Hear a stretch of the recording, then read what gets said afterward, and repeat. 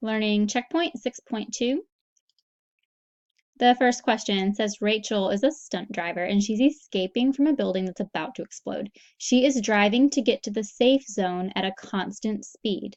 This is the formula for the remaining distance d measured in meters as a function of time t measured in seconds. We have d of t equals negative 38t plus 220. What does the negative 38 represent in this function? Let's jump down and read the hint.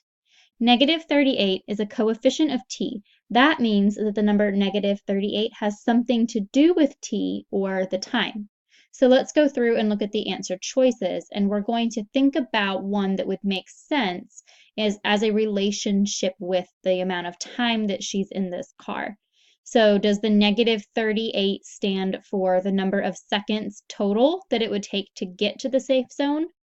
Does it stand for the initial distance between Rachel and the safe zone, the area of the building, or the meters that Rachel drives per second?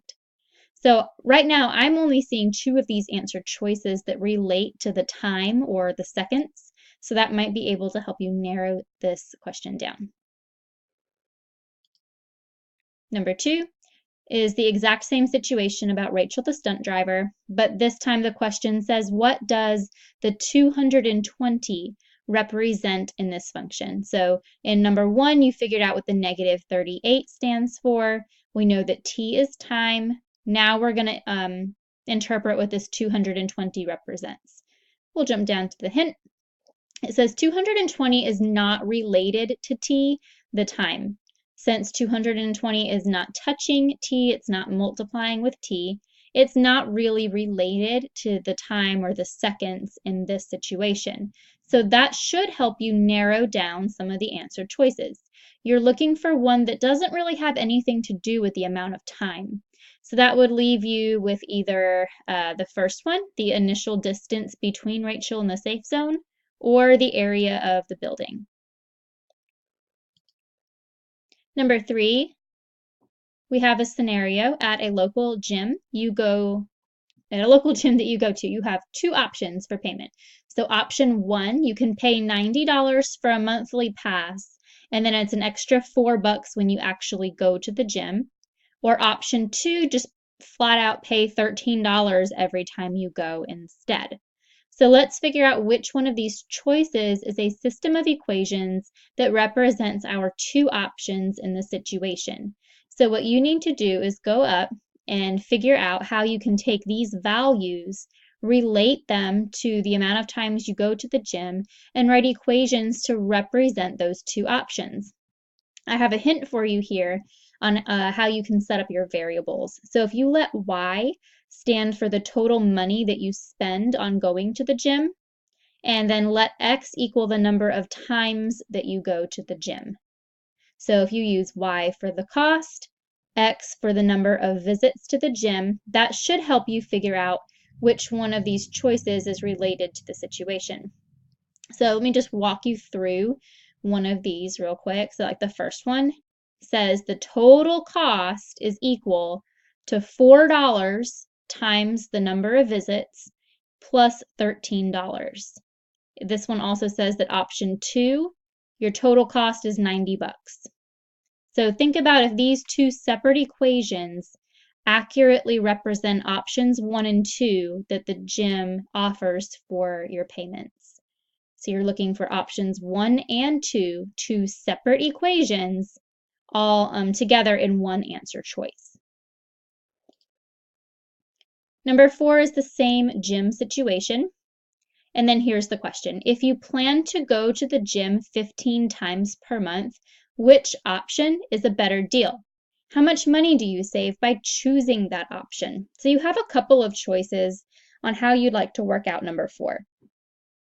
You can use your equations from number 3. So let me back up again real quick.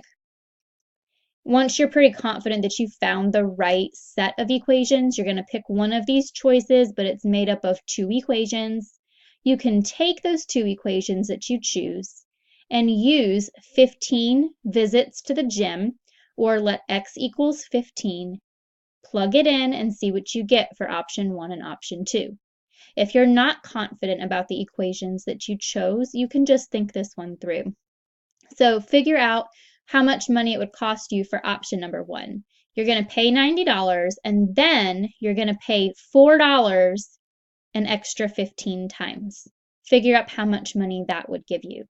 And then option number 2, pay $13 each time you go. $13 times 15 times would give you a different total. So once you figure up your two totals, figure out which one is cheaper, either option 1 or option 2. Since this question's asking for the better deal, that's what you're looking for, is the one that is cheaper. And then don't forget the second question, how much money do you save? So you're either going to have option 1 or option 2 is the cheaper one. And then you also have to figure out how much money you are saving.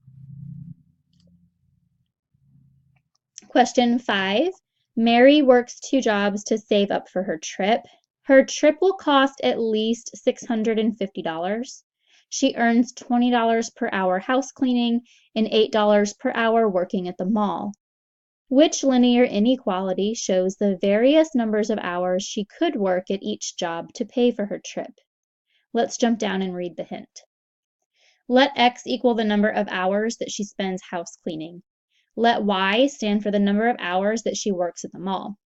And then think, if she needs to earn at least $650, which inequality symbol do we need? So if you come up here, I'm noticing that out of these answered choices, they all have a 20, they all have a plus, they all have an 8, they have some sort of inequality symbol, and then they have the value 650, which is the least amount of money that she wants to save. She would rather save some more money just in case she needs it. So you're going to need to figure out which variable goes with which numbers. Like this one says 20 goes with X for house cleaning and 8 goes with Y for working at the mall. Figure out if the 20 and the 8 go with X or Y. That's what you'll need to decide first.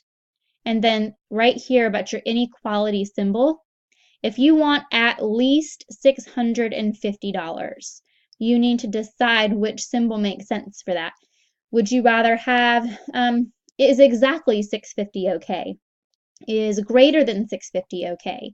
Is less than 650 okay? And kind of narrow down your inequality choice from there.